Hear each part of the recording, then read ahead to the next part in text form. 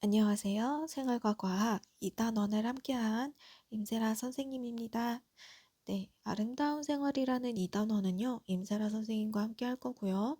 1단원은 백성민 선생님과 함께 할 것입니다. 그래서 여러분들 시간표 잘 확인해 주시고, 임세라 선생님이다 라고 하면 아름다운 생활 부분 미리 읽어 주시고 학습지 준비해 주시면 됩니다. 자, 여러분들에게 제공되는 학습지의 모습이고요. 이것과 교과서 함께 같이 봐주세요. 자, 오늘은 74쪽 보겠습니다. 비누와 세안제라고 해서 나와 있죠? 네. 자, 75페이지로 넘어가게 되면요. 비누에 대한 기록이 나옵니다. 자, 비누는요, 기원전 3000년경에 메소포타미아에서 동물 지방과 나무재를 섞어 끓여서 세탁에 사용했다는 기록이 있습니다. 여기에서 원료 동물 지방과 나무재 기억을 해주시고요. 스페인의 사보나 지역에서 요거를 가지고 동물 지방과 나무재를 이용해서 비누를 만들었다는 기록이 있어요. 그리고 프랑스의 니콜라 르브랑 지역에서는요. 탄산 나트륨을 대량으로 생산하는 방법을 고안을 해서 이것을 대중화했다고 합니다. 자, 읽어보시면 로마인들이 이것을 사포라고 불렀고 그것이 오늘날 수업이 되었다 라고 나와 있죠. 네, 이런 거 한번 읽어봐 주시면 좋겠어요. 자, 두 번째 비누의 구조입니다. 비누의 구조. 비누는요, 유지는 바로 동물 지방을 말해요. 유지에 강한 염기인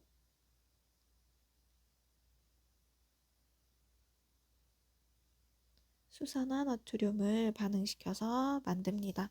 수산화나트륨 NaOH라는 물질 선생님이랑 같이 수업했던 친구들 다 아마 기억해 주실 거예요. 그쵸? 강한 염기였죠? 자, 이 둘이 만나게 되면요.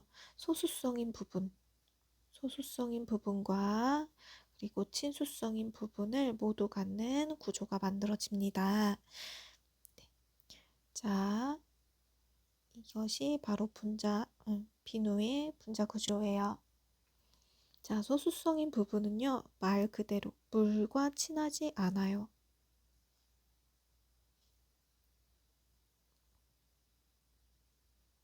물과 친하지 않은 부분이고요. 친수성은 물을 좋아하는 부분이에요.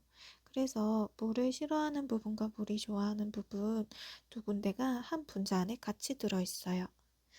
자, 친수성 부분은요.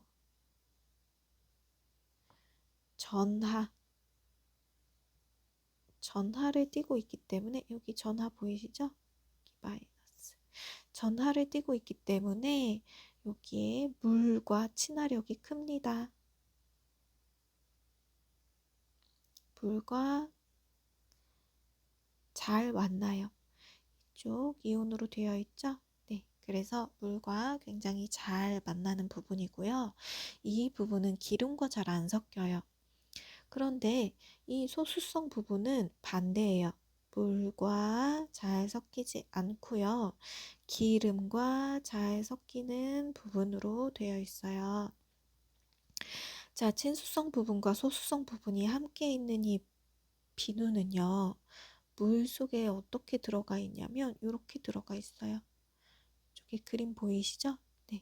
미셸이라는 분자 구조를 만들게 되는데요. 지금 여기 성냥개비의 머리같이 생긴 부분이 친수성.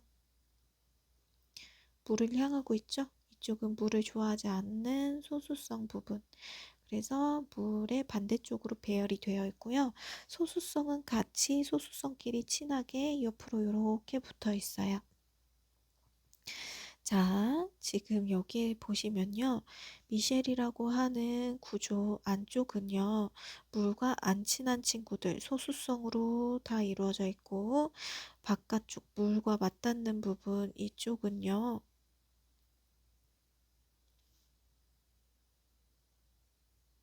네, 친수성인 부분인데요. 물과 맞닿는 쪽에 배열이 되어 있어요. 자, 물에서 비누 분자의 배열이 어떻게 되는지 한번 서술해 보시겠어요? 물 표면은 어떻게 되어 있나요? 네, 친수성인 머리 부분이 물 안쪽을 향하고 있고요. 물 속에서는 어떻게 돼요? 소수성인 꼬리 부분이 바깥쪽으로 물과 반대되는 쪽으로 배열이 되죠? 네. 자, 이러한 특성을 가지고 있는 비누예요. 자, 비누는요, 계면활성제라고도 부릅니다. 자, 계면활성제가 뭐냐면요. 자, 비누를 바로 계면활성제라고 하는데요. 비누같이 소수성과 친수성인 부분이 한 분자 안에 동시에 가지고 있는 물질들을 말해요. 자, 이러한 구조가 갖는 특징이 뭐냐면요. 소수성과 친수성을 동시에 가지고 있기 때문에 이 물질, 두 물질, 만약에 기름과 물이 있다면 이 두 물질을 잘 섞이도록 도와줍니다. 그리고 용액을 안정화시키게 되는데요. 그래서 계면활성제라고 해요. 두 경계면을 완화시키는 역할을 하는 물질이라고 해서 계면활성제라고 부릅니다. 자, 계면활성제의 그림 속 역할을 볼게요. 자, 지금 기름이 여기 노란색으로 붙어 있다 보시면 됩니다. 이 노란색이 기름이에요. 기름때. 자, 기름때가 이렇게 있을 때 여기에 계면활성제들이 달라붙게 되는데요. 자, 기름때니까 기름때의 소수성 부분이 달라붙으려고 하겠죠. 기름때와 먼 곳이 소수성, 친수성 부분일 거예요. 자, 그러면 여기에 이렇게 성냥개비들이 콕콕콕콕 박힌 것처럼 배열이 될 거고, 자, 이 상태에서 옆에 물이 온다고 한번 생각을 해보세요. 물살이 이렇게 막 때려요. 그러면 물과 친한 이 성냥개비의 머리들, 계면활성제의 머리 부분들은요, 물 쪽으로 같이 끌어당겨 들어가려고 할 거예요. 자, 그러면서 이 물살이 이렇게 막 팍팍팍 가해지게 되고, 그렇게 되면 이 기름때를 이 소수성 부분들이 끌고 나오게 되는데요. 요게 이렇게 이동하고 있는 거 보이시죠? 그러면서 결국 다시 미셸 구조를 만들고 그 기름때가 우리 모발이라든지 섬유라든지 등등 때를 제거하고자 하는 곳에서부터 떨어져 나오게 됩니다. 자, 그러면 계면활성제의 그림 속 역할을 한번 생각을 해볼게요. 얘의 역할은 뭐다? 네, 기름때를 피부로부터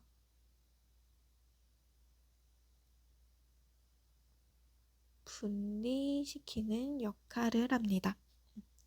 자, 지금 모발에 붙어 있는 기름때를 떼어갔죠?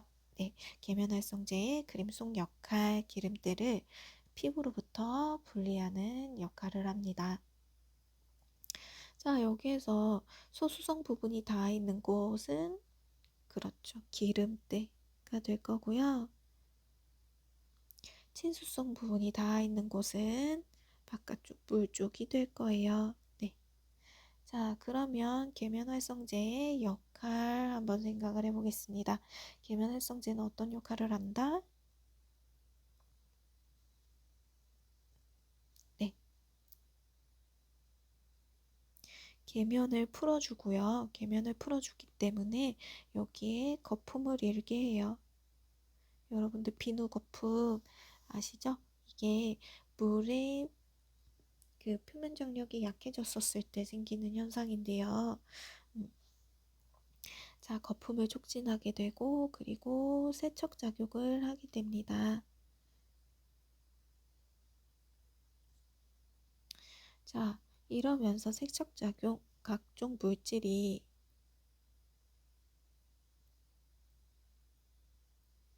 용해가 잘 되도록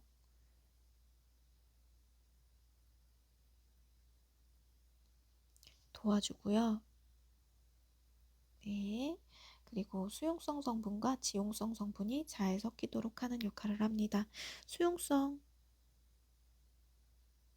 어떤 것들이 있어요? 물과 같은 것들. 그리고 지용성 뭐가 있을까요? 네. 기름에 녹는 물질들을 말하죠. 기름. 이 둘이 잘 섞이도록 하는 역할을 합니다. 이 둘이 섞여야지 이 둘이 분리가 되지 않고 이렇게 훅 물속으로 빠져나오게 되는 거예요. 자, 두 번째 장으로 넘어갈게요. 계면활성제의 종류입니다. 계면활성제는요, 이렇게 크게 네 가지로 나눌 수 있어요. 자, 조금 이름이 어려워 보일 텐데요. 아니요, 어렵지 않을 거예요. 한번 읽어볼게요. 음이온 계면활성제는요, 이 머리 부분이 음이온으로 되어 있어요. 여기 음이온으로 되어 있죠? 용해 시 친수기는요, 음이온을 띄어요.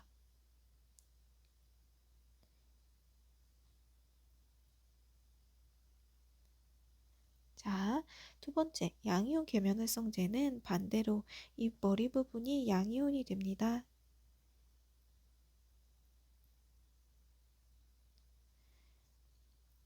자, 세 번째, 양쪽성 이온 계면활성제인데요. 한 분자 내에 음이온과 양이온을 모두 다 가지고 있는 분자예요. 그리고 네 번째, 비이온 계면활성제, 이온의 형태가 되지 않는 친구들을 말합니다. 비이온이에요, 여러분. 이온이 아니에요.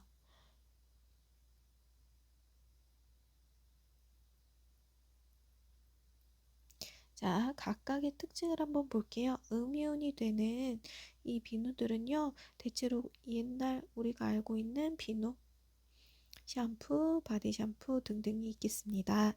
그리고 양이온이 되는 이 양이온 계면활성제는요, 린스나 트리트먼트, 컨디셔너, 부드럽게 해주는 물질들에 대체로 포함이 되어 있어요. 세 번째, 양쪽성 이온 계면활성제는요, 샴푸, 특히 베이비 샴푸, 그리고 얼굴 씻을 때 쓰는 세안제에 들어있는 친구들이고요. 비이온 계면활성제는 샴푸, 바디 샴푸 등을 이루고 있습니다. 자, 피부 자극 정도 볼게요. 피부 자극 정도는요, 어떤 것이 가장 클까요? 네. 양이온 계면활성제가 가장 크고요. 그 다음 음이온 계면활성제 그냥 다 쓸게요.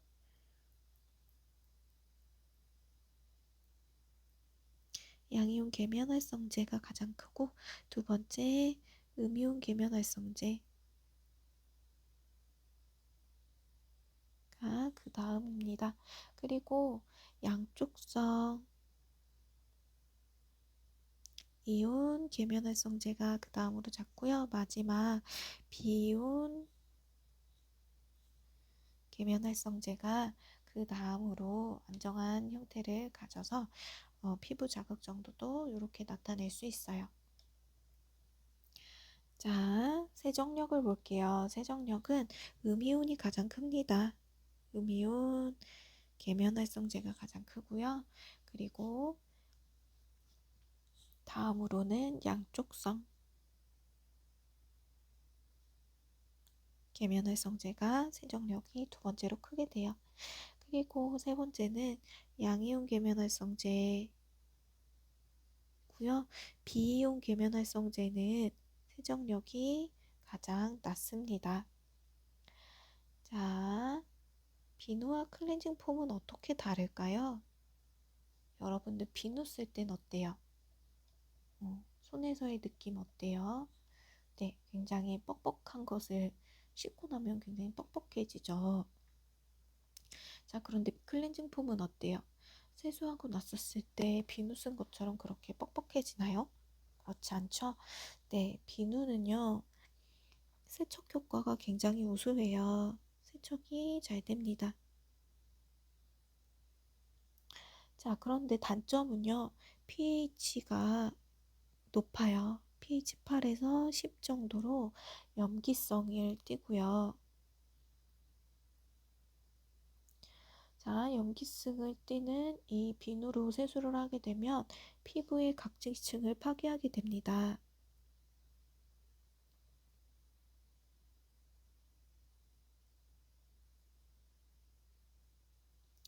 피부의 각질층을 파괴해서 수분 유지 기능을 좀 떨어뜨리게 해요.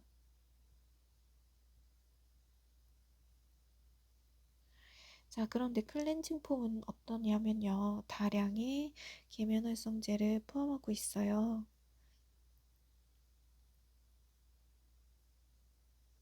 그래서 비누와 다르게 얘는 어, 중성 또는 약산성으로 되어 있습니다. 물론 염기성을 띠는 폼 클렌징도 있습니다. 하지만 대체로 강한 염기성이 아니라 좀 약한 편이에요. 자, 여기에는요, 지방산, 유화제, 습윤제,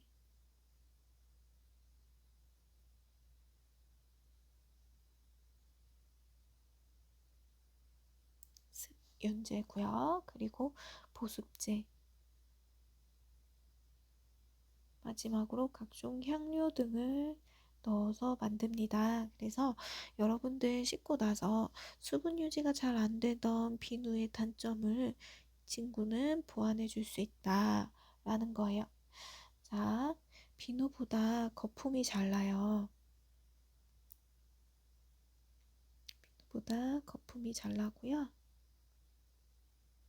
그래서 세정력이 우수합니다.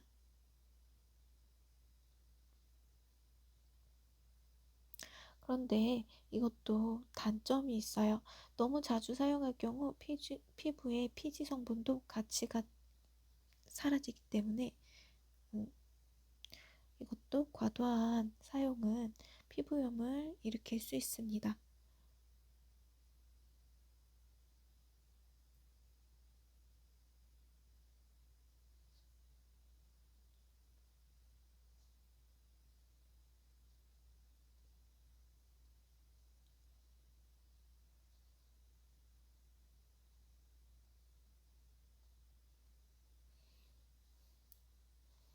자, 클렌징 폼이나 샴푸에 있는 합성 계면 활성제는요, 종류에 따라 알러지 등을 유발할 수 있는 물질들이 있기 때문에 성분표를 꼼꼼하게 따져보는 습관을 들이는 것이 좋겠어요.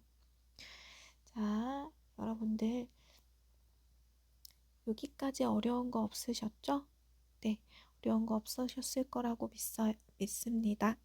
교과서 한번 읽어보면서 모르겠는 부분 다시 한번 읽어보시고요. 자, 확인 문제 요거 두 가지 우리 과제로 선생님이 리로스쿨에 적을 수 있도록 만들어 놓겠습니다. 거기에 달아주시면 되겠어요. 자, 그러면 오늘 수업 여기에서 마무리하겠습니다. 다음 시간에 뵐게요.